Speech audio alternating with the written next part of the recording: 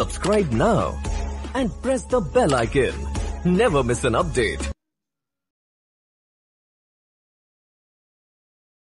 देखिए बच्चों, आज मैं आपको क्लास नाइन्थ की मैथ्स में चैप्टर 6 लाइंस एंड एंगल्स के बारे में बताऊंगा। लाइंस एंड एंगल्स जानते हैं आप? लाइन सेगमेंट आपने पढ़ा होगा। लाइन सेगमेंट क्या था? रिपीट करता हूं, a line with two and points, a line with two and points is called line segment. ये लाइन ए पॉइंट है, ये पॉइंट बी है, टू एंड्स है ए और बी। ये क्या है? लाइन सेगमेंट है। क्या ये लाइन सेगमेंट? अब मैं आपको लाइन सेगमेंट, जब किसी लाइन के दो एंड पॉइंट होते हैं, लाइन सेगमेंट कहलाती है। ठीक है, अच्छा। और जिस लाइन का सिर्फ एक एंड पॉइंट होता है, कितना होता है? वन एंड पॉइंट होता है। यहाँ टू एंड पॉइंट था तो लाइन सेगमेंट, और वन एंड पॉइंट होता है तो रे। क्या कहलाता है? RAY, रे। क्लियर? अब आपको पता है, जो मैंने आपको कहा, जैसे ये है एंड पॉइंट, क्या सिर्फ ये है, खत्म। तो ये क्या? ये रे है, और ये क्या है? लाइन सेगमेंट है, क्योंकि इसमें दो एंड पॉइंट है और इसमें सिंगल एंड पॉइंट है। हम लाइन सेगमेंट को कैसे रिप्रेजेंट करते हैं? ए बी पर बात पढ़ते हैं, ए बी लाइन सेगमेंट हो गई। क्लियर हो गया? तो जो हम लोगों के पास लाइन सेगमेंट होते हैं, किसी से भी हम लोग क्या करते हैं? उसको रिप्रेजेंट करते हैं। समझ आ गया? अब देखिए, एक कॉलिनियर पॉइंट है। कॉलिनियर पॉइंट क्या होते हैं? नॉर्मल पॉइंट्स होते हैं। If three or more points lie on the same line, अगर एक ही लाइन पर थ्री या थ्री से ज्यादा पॉइंट्स लाई करते हैं तो कॉलिनियर पॉइंट्स कहलाते हैं। If three or more points lie on the same line are called collinear points, और अगर वे लाइन नहीं करते हैं तो नॉन कॉलिनियर पॉइंट्स। क्लियर? अब आपने देखा होगा, देखिए इसमें कोई भी आपने विलासा से कर दो आप उसको। अब आपने ये एंगल पढ़ा होगा, आपने इस टाइप के एंगल पढ़े होंगे। आपने एंगल आपने कई टाइप के पढ़े छोटी क्लासों में। Angle is form when two rays originate. Angle is form when two rays originate from the same end points, देखिए, जैसे एक ये आपका सेम एंड पॉइंट्स है, वर्टेक्स है, इसको ये नाम देते हैं, इसका बी डाल दिया, इसका ओ डाल। तो सेम एंड पॉइंट से जब दो रे ऑरिजिनेट होती है या बनती हैं तो ये एंगल कराता है। ओ क्या है? वर्टेक्स है। ओ बी क्या है? ओ बी क्या है? साइड्स है। और जो एंगल BOA, इसका नाम क्या लिखेंगे? Angle BOA। अब देखिए, आपने कई टाइप्स के एंगल पढ़े थे छोटी क्लास में। सबसे पहले पढ़ा आपने एक्यूट एंगल। एक्यूट एंगल क्या होता है? एक्यूट एंगल 0 से और 90 के बीच में, 0 और 90 के बीच में जिनका मेजरमेंट होता है वो एक्यूट एंगल कहलाते हैं। समझ में आ गया?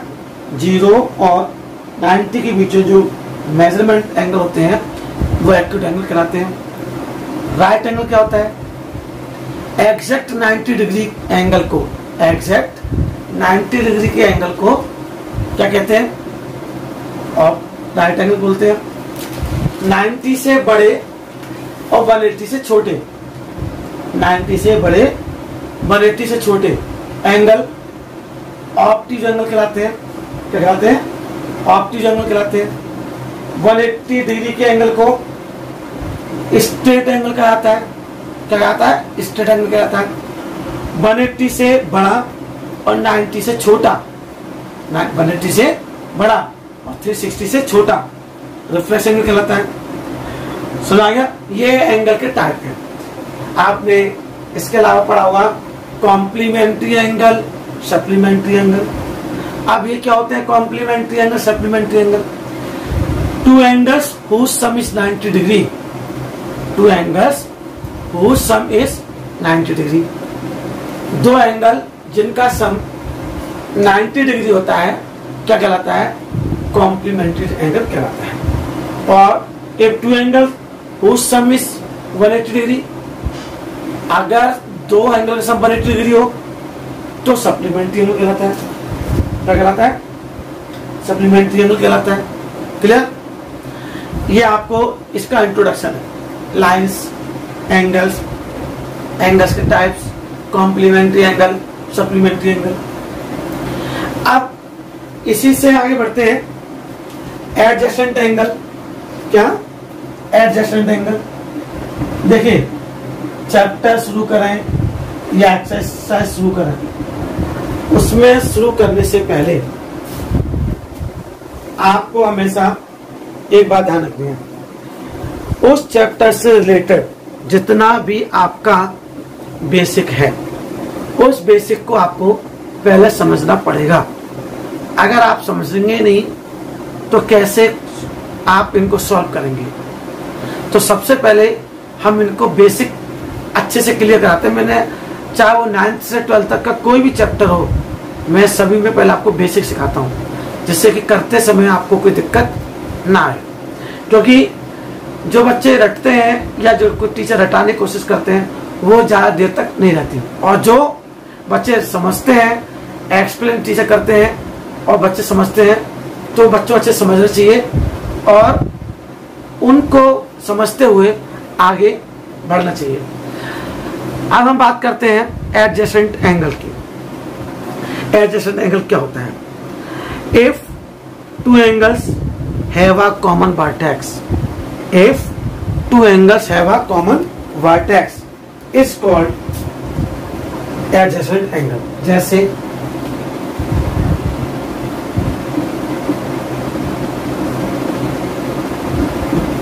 यहाँ एंगल ABD बन रहा है और एंगल DBC बन रहा है। दोनों ही एंगल में कॉमन वर्टेक्स क्या है? B। कॉमन वर्टेक्स क्या है? B।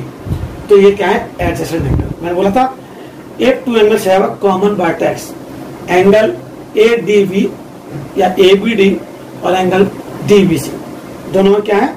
एडजेसेंट। दोनों एडजेसेंट एंगल हैं। क्या है? Adjacent angle. तो जब दो एडजेसेंट एंगल होते हैं तो उनका सम बड़े जो एंगल होता है, यहाँ पे मेन एंगल कौन सा है? ABC। कौन सा एंगल? ABC। इनमें कौन कौन से एंगल है? Angle ABD plus angle DBC। Angle DBC, angle ABC equal to ABD plus angle DBC। ये आपका एडजेसेंट एंगल है। क्लियर? अब बात करते हैं लीनियर पेयर की। किसकी? Linear pair. ध्यान से देखिएगा, लीनियर पेयर बहुत अच्छे से समझेगा। Linear pair. अब लीनियर पेयर क्या होता है बच्चों? ध्यान से देखिएगा। अब जब कोई लाइन है, कोई लाइन है, उसके ऊपर एक रे स्टैंड है। If a ray stand on a line, if a ray stand on a line, ये लाइन और ये रे, if a ray stand on a line, नाम डालिए इसका ABCD। ये है आपका if a ray stand on a line, then the sum of two adjacent angles, then the sum of two adjacent angle, कौन से angle? Angle A B D and angle D B C, इनका sum angle A B D plus angle D B C. If a ray stand on line, then the sum of adjacent angle ABD and DBC is equal to 180 degree. Is equal to 180 degree. Their property is called linear pair axioms. ये linear pair है. जब कोई रे इस stand किसी line पर stand होती है तो उससे जब दो एडजेसेंट एंगल बनते हैं तो उनका सम 180 डिग्री होता है. क्लियर? अब आगे समझिए. अब मैंने आपको अभी लीनियर पेयर के बारे में बताया. अब लीनियर पेयर के बाद चलते हैं हम लोग vertically opposite angle. Vertically opposite angle देखिए बहुत इजी है, तो आप तो बहुत पढ़े होंगे. If two line intersect each other vertically opposite angles, मतलब वर्टिकली अपोजिट एंगल, तो वर्टिकल अपोजिट क्या होता है? If two line intersect each other, it means कोई लाइन है ए बी और कोई लाइन है C D. If two line intersect each other then the vertically opposite angles are equal. Then the vertical opposite angles are equal. कैसे? ऐसे. कहाँ काट रहे हैं आपको? ओ पर.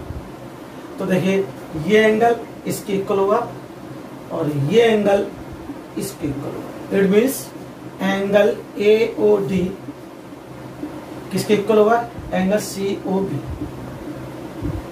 Clear? Angle A O C is equal to angle A O C होगा angle D O B. ये क्या है? Vertically opposite angle. अगर दो लाइन इंटरसेक्ट करेंगी तो उनके अपोजिट एंगल इक्वल होंगे. अब पढ़ेंगे parallel lines and transversal. Parallel lines and transversal क्या होता है? ट्रांसवर्सल पहला लाइन तो जानते हो. If two lines have no common point are called क्या? Parallel lines. और ट्रांसवर्सल क्या होता है? इफ टू और मोर, इफ या a line, a line which intersect two or more lines. A line intersect two or more lines. It means जैसे एक line ये है और एक लाइन ये है, एक इस लाइन ने काटा तो कहाँ काटे? एक दो जगह. तो a line which intersect two or more points, two or more lines. एक से जब कोई लाइन दो या दो से अधिक लाइन को काटती है, दो या दो से अधिक लाइन को काटती है तो ये ट्रांसवर्सल कहलाती है. क्या कहलाती है? ट्रांसवर्सल. अब ध्यान समझना होगा आपको, ये चीज बहुत इंपॉर्टेंट है. कैसे? ऐसे. सबसे पहले तो ट्रांसवर्सल की प्रॉपर्टी आपको तैयार करनी पड़ेगी.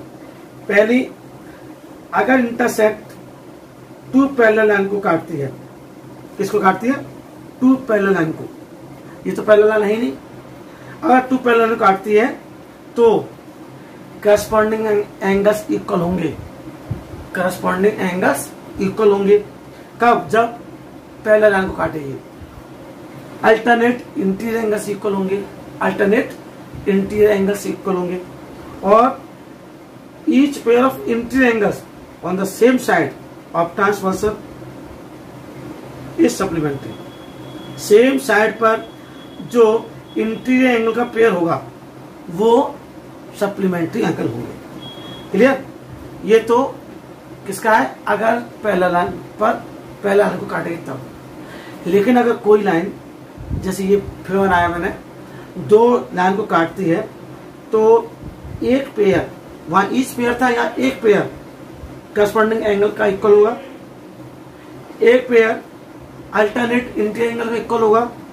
और अगर इन ट्रायंगल सेम साइड पर होंगे उनका, तो उनका वो सम क्या होगा, सप्लीमेंट्री होगा। अब आगे देखिए करस्पॉन्डिंग, जिसमें लिखा है 1 2 3 4, यहाँ 1 2, यहाँ पर 3, यहाँ पर 4, 1 2 3 4 एंगल लिख दिए, यहाँ 5, यहाँ 6, यहाँ पर 7, यहाँ पर 8, 1 2 3 4 5 6 7 8। अब देखिए जो 1 2, ये 1 2 और 7 8, ये क्या है, x triangle, angle 1, angle 2, angle 7, angle 8, ये क्या है, ये आपके एक्स ट्रायंगल है, एक्सटीरियर एंगल्स।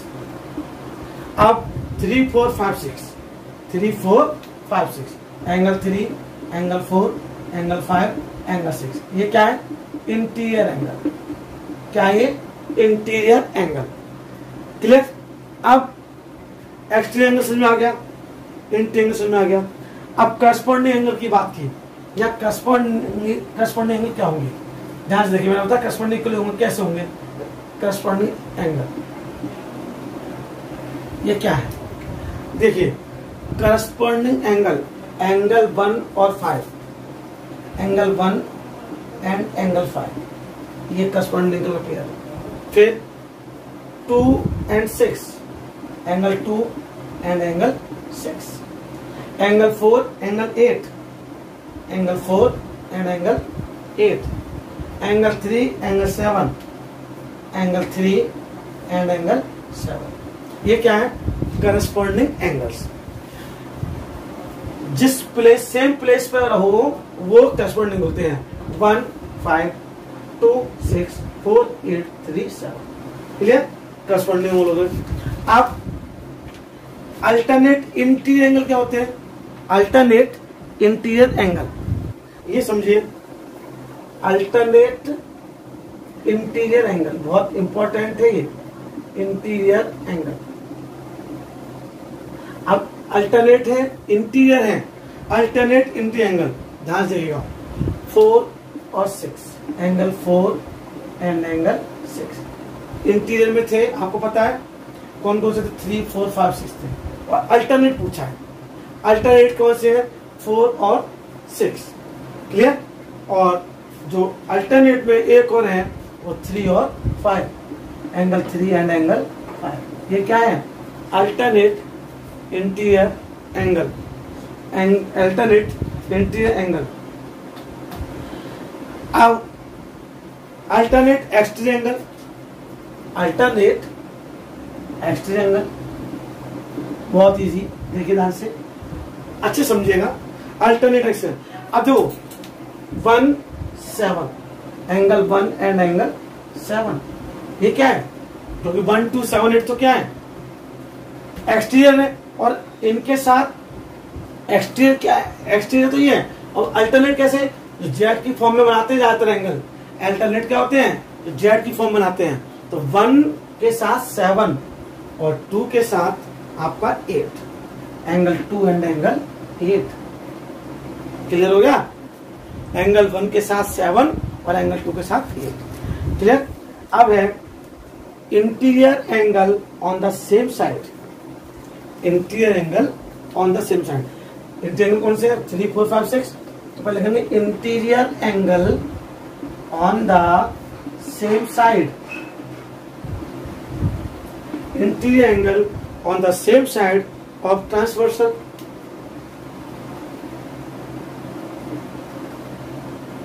आप देखो इंटीरियर एंगल कौन से बच्चों, 3 4 5 6, तो जो 4 और 5 हैं, कौन से, 4 और 5, ये क्या है, सेम साइड पर है, कहां पर है, सेम साइड पर है, तो एंगल 4 एंड एंगल 5, क्लियर, और 3 और angle 6, angle 3 and angle 6, angle 3 and angle 6। ये क्यों बताया, ये ध्यान से फिर समझिएगा, क्योंकि मैंने आपको एक प्रॉपर्टी बताई थी कि अगर ट्रांसवर्सल होगा, अगर कोई लाइन 2 लाइन या 2 से अधिक लाइन काटती है, तो ट्रांसफर कहलाता है। इसमें अगर पैरेलल लाइन होगी, पैरेलल लाइन काटेगी तो करस्पॉन्डिंग एंगल कौन से हैं, 15, 26, 48, 37 ये इक्वल होंगे। अल्टरनेट इंटी एंगल कौन से हैं, 4, 6, 3, 5 ये इक्वल होंगे ईच पेयर। और सेम साइड ऑफ ट्रांसवर्सल कौन से हैं, 4, 5, 3, 6 इनका सम कितना होगा, 180 डिग्री। कितना होगा, 180 डिग्री। समझ आ गया। ऐसे ही अगर कोई लाइन किसी दो लाइन को काटेगी, पैरेलल नहीं होकर कोई दो लाइन होंगी, तो एक पेयर होगा करस्पॉन्डिंग एंगल का इक्वल, और एक ही पेयर होगा अल्टरनेट इंटी एंगल का इक्वल, और एक ही पेयर होगा सेम साइड ट्रांसवर्सल का इंटी एंगल जिसका सम सप्लीमेंट्री होगा। ये आपको मैंने अच्छे से पूरा इसका बेसिक समझा दिया। समझा गया। और एक तो आपको पता ही होगा, the sum of 3 angles of a triangles, the sum of 3 angles of a triangle is 180 degree. Clear. ये आपको मैंने पूरा बेसिक अच्छे से समझाया। अब आपका काम है कि इसको अच्छे से इस वीडियो को पहले देखें, जिससे मैं जब आपको नेक्स्ट वीडियो अपलोड करूंगा, आपको प्रोवाइड कराऊंगा, तब तक आपका बेसिक अच्छे से क्लियर होके तब आप मेरे साथ ये क्वेश्चन करेंगे। मुझे पूरी उम्मीद है कि आपको ये पूरा बेसिक अच्छे समझ में आ गया होगा। आप अपने फ्रेंड्स को, अपने सर्किल में, अपने रिलेटिव्स को ये श्रीजी क्लासेस 009 इसको सब्सक्राइब कराएं, लाइक कराएं, और वीडियो अच्छी लगे तो कमेंट कराएं। और मैं आपसे पूरी प्रॉमिस करता हूं कि पूरा आपको अच्छे से अच्छे कॉन्सेप्ट आपको प्रोवाइड कराऊंगा। Thank you so much.